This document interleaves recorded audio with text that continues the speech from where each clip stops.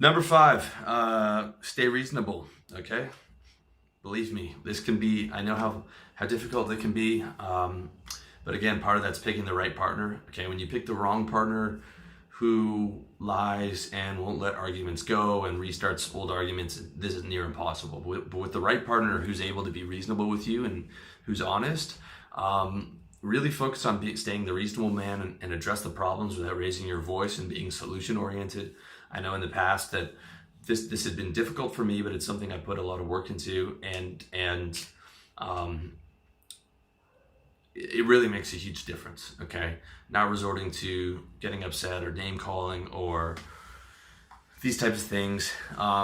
If you're finding that happening often, it's probably something you need to work on, but it also could probably be that you're in the wrong relationship and someone is pushing you hard enough that it's bringing out your worst self. Okay, you want to be able to be your best self as much as possible, and that's really important. Number 6, this is really important. It's a good book called The Sedona Method, which you can pick up on Kindle for about $8. And basically the technique is just to, when you're feeling a negative thought, just to release it. Okay, now this is the type of negative thought is not a negative thought like, well, I don't have enough money to pay my rent. That's an actionable negative thought, but a negative thought where it's not particularly useful, like she did something small that you didn't like and you could start a fight about it, and instead you could just be like, well, do I want to be angry or do I want to be happy right now? Okay, all right, what's stopping me from being happy? Okay, I'm angry about this. Could I release that thought? Yes. Or if it comes up and you ask yourself, could I release this thought, and you say no, then that's resistance to releasing the thought. And then you ask yourself the next question, could I release my resistance to releasing the thought? And then you can say, yeah.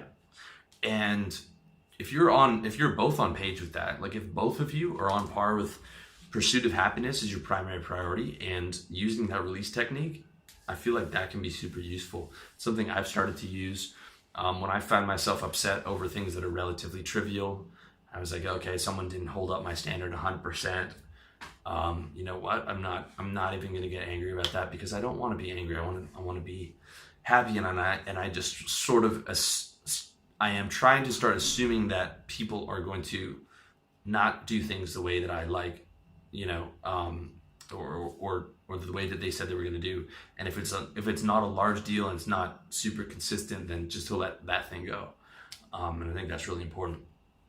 Number 7, okay, this is the final one, and this is a really smart one, okay, especially for you business guys, for you organized guys. If you're following my system for my book, How to Get Organized, which you can find at my site, revolutionarylifestyledesign.com, you're on Wunderlist to-do list task app that has your entire life in there, okay? This is what I use, and I love it. So doing nice things for your girlfriend is one of the best ways to keep your relationship going smoothly. And I'm not talking about spending a lot of money. If your girlfriend wants you to spend a lot of money on her, she's not the right one for you, okay? I'm talking about bringing her like a hot chocolate. I'm talking about bringing her to this nice coffee shop that you saw that you think she would like. You know, picking up, you know, she wanted some art books that she mentioned casually, and picking those up, you know, 2 months later just on a whim, or taking her out to a nice little romantic restaurant just out of the blue. I'm talking about none of this stuff for Valentine's Day or for any day where you're supposed to do it, just occasionally, like a little small thing, or like bringing her like a little bit of chocolate, something like that. Really, really means a lot to women, because it's the gesture of it. It just means that you care, that you're thinking about them. If maybe she's had a bad day, and that you're engaged in it. And but the thing is, I'll tell you right now, you're gonna forget to do that. You can be hearing me saying that, and you're like, yeah, well, that's a decent idea, but then you're gonna forget because your number one focus is business and getting that money.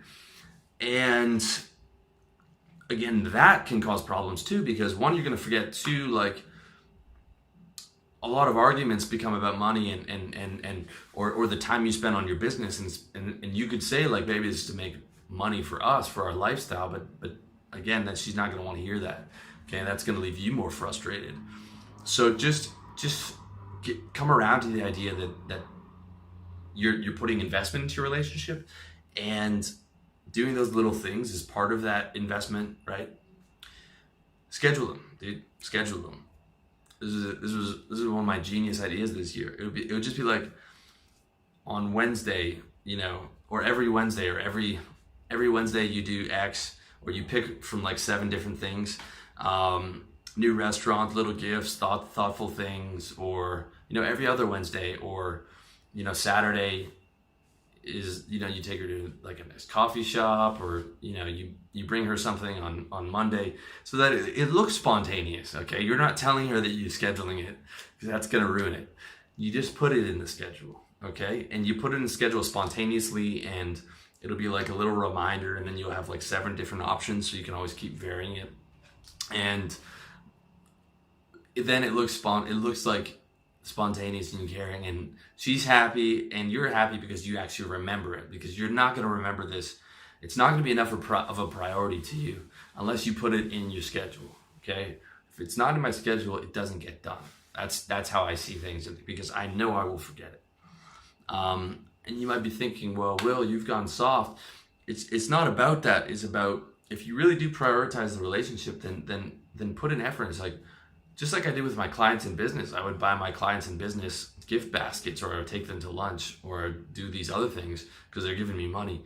You should at least be able to do some of that for your girlfriend, who ideally you love more than your clients in business, if you are serious about making it work. Okay, if you're not, if you've been watching the whole thing and you're like, you know what, I don't want to do these things for her because I don't feel like she's worth it or she deserves it, then maybe you just need to end the thing.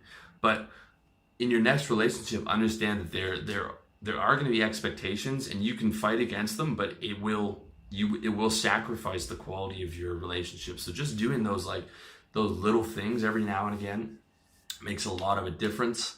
And I think for a lot of relationships, if you put this stuff into practice, it will get you out of that little valley that you're in. Or if you're not in a relationship, just think about this for your next one. Some of this stuff even works with just like MLTRs, or girls that you're seeing casually. Like, even if you're just casually seeing a girl, there's no point getting into an argument. You can occasionally do nice things for her. You can have deeper sex with the girl, and then maybe that might transition into a deeper relationship. All those things do apply. But, within reason, okay? You're still the man, you're still masculine, you're still alpha, you're still the leader in the relationship, and you're doing these things, mostly because you want to. Well, like, you shouldn't have to struggle too much to like buy her a little chocolate or take her for a little cut. Like, you should be relatively happy to do those things, okay? And it's still maintaining the frame and your game, and staying attractive and staying like a boss. But it's just adding some softness, and it's actually valuing the relationship, as opposed to like, I'm in a relationship so I don't have to work at it. No. You have to work at everything, dude. Okay? You got like 2 hours at the end of the night when you can just relax. Maybe like 1 hour at the end of the day when you can totally relax. But the rest of that, if you want to live an optimized life, you got to be on the ball, man, every day, 24/7, working at something, whether it's business, fitness, keeping your diet in check. You're keeping your friendships optimal, your relationships optimal, your family optimal, the whole thing, man. If you want to live at the highest level, you have to put in the work across all levels.